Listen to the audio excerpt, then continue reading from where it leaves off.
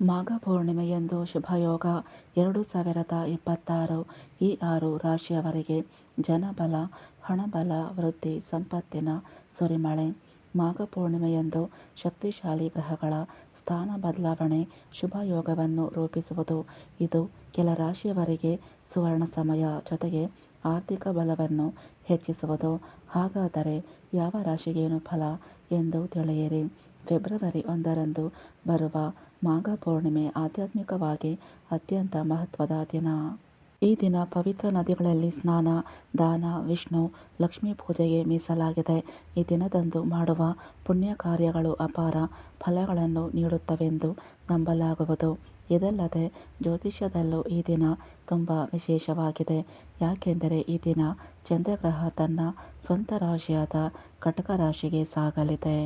ಇದು ಪ್ರೀತಿ ಯೋಗವನ್ನು ಸೃಷ್ಟಿಸುವುದು. ಅಲ್ಲದೆ ಮಕರ ರಾಶಿಯಲ್ಲಿ ಶುಕ್ರ ಹಾಗೂ ಬುಧನ ಸಂಯೋಗದಿಂದಾಗಿ ಲಕ್ಷ್ಮೀನಾರಾಯಣ ಯೋಗವು ರೂಪುಗೊಳ್ಳುವುದು. ಈ ಎರಡು ಶುಭ ಯೋಗಗಳಿಂದಾಗಿ ಕೆಲ ರಾಶಿಯವರ ಕಷ್ಟಗಳು ದೂರವಾಗಲಿದೆ. ಸವಾಲುಗಳನ್ನು ಎದುರಿಸುವ ಶಕ್ತಿ ಪ್ರಾಪ್ತಿಯಾಗುವುದು. ಅಲ್ಲದೆ ಶ್ರಮಕ್ಕೆ ತಕ್ಕಂತೆ ಧನಲಾಭ ಸಿಗಲಿದೆ. ಹಾಗಾದರೆ ಮಾಘ ಪೂರ್ಣಿಮೆಯಂದು ಯಾವ ರಾಶಿಯವರಿಗೆ ಶುಭ ಫಲಗಳು ಪ್ರಾಪ್ತಿಯಾಗಲಿವೆ ಎಂದು ತಿಳಿಯಲು ಈ ವಿಡಿಯೋವನ್ನು ಸಂಪೂರ್ಣವಾಗಿ ನೋಡಿ. 1. ಮೇಷರಾಶಿ.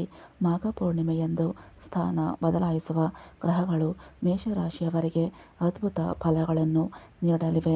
ಇದರಿಂದಾಗಿ ಮೇಷರಾಶಿಯವರು ಎಲ್ಲ ಕ್ಷೇತ್ರಗಳಲ್ಲಿ ಯಶಸ್ಸು ಮತ್ತು ಪ್ರಗತಿಯನ್ನು ಸಾಧಿಸುತ್ತಾರೆ.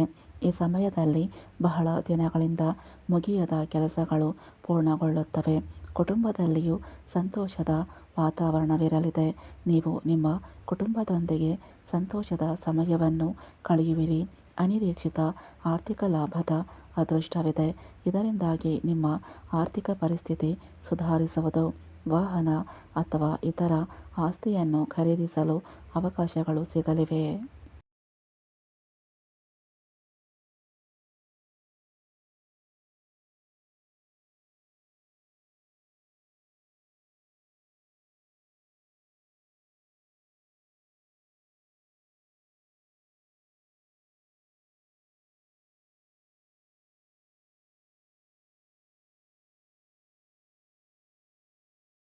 ಎರಡು. ಮಿಥುನ ರಾಶಿ.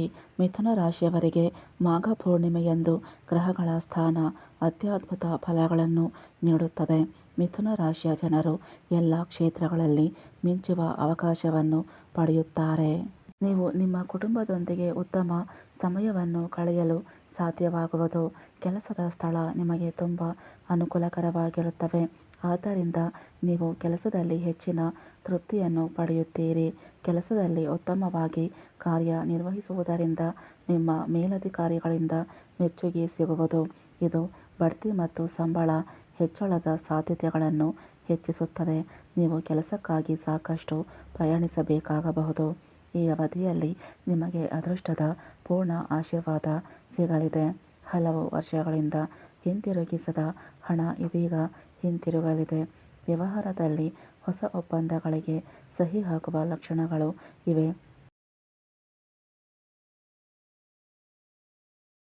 ಹಣಕಾಸಿನ ವಿಚಾರದಲ್ಲಿ 100 ಬಾರಿ ಯೋಚಿಸಿ ನಂತರ ನಿರ್ಧಾರಗಳನ್ನು ತೆಗೆದುಕೊಳ್ಳುವುದು ಉತ್ತಮ.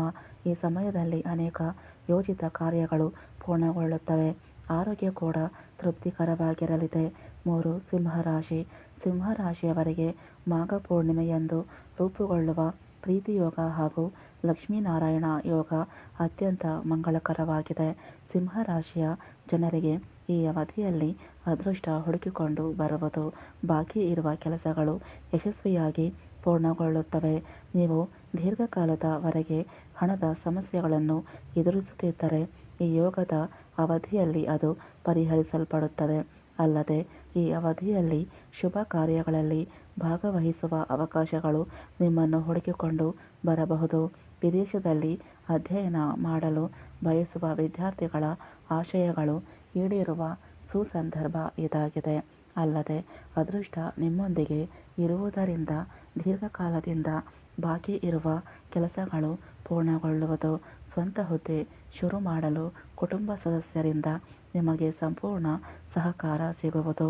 ವ್ಯವಹಾರದಲ್ಲಿ ಲಾಭವಿದ್ದು ಹೊಸ ಆದಾಯದ ಮೂಲಗಳು ಸೃಷ್ಟಿಯಾಗಬಹುದು.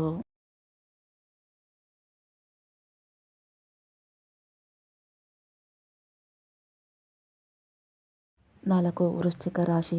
ವೃಶ್ಚಿಕ ರಾಶಿಯ 3ನೇ ಮನೆಯಲ್ಲಿ ಬುಧ ಮತ್ತು ಶುಕ್ರರ ಸಂಯೋಗ ಲಕ್ಷ್ಮೀನಾರಾಯಣ ಯೋಗವನ್ನು ರೂಪಿಸುವ ಸಾಧ್ಯತೆ ಇದೆ. ಇದನ್ನು ಆದಾಯ ಮತ್ತು ಲಾಭದ ಮನೆ ಎಂದು ಪರಿಗಣಿಸಲಾಗುತ್ತದೆ.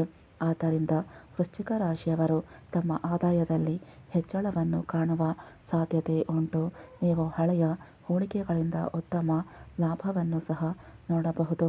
ನೀವು ಬಹಳ ದಿನಗಳಿಂದ ಹೂಡಿಕೆ ಮಾಡುವ ಬಗ್ಗೆ ಯೋಚಿಸುತ್ತಿದ್ದರೆ ಈ ಅವಧಿಯಲ್ಲಿ ಅದನ್ನು ಮಾಡಿ. ಇದು ನಿಮಗೆ ಉತ್ತಮ ಲಾಭವನ್ನು ನೀಡುತ್ತದೆ. ನೀವು ಆ ಹೂಡಿಕೆಯನ್ನು ವ್ಯವಹಾರದಲ್ಲಿ ಮಾತ್ರವಲ್ಲದೆ ಷೇರು ಮಾರುಕಟ್ಟೆಗಳಲ್ಲಿಯೂ ಮಾಡಬಹುದು.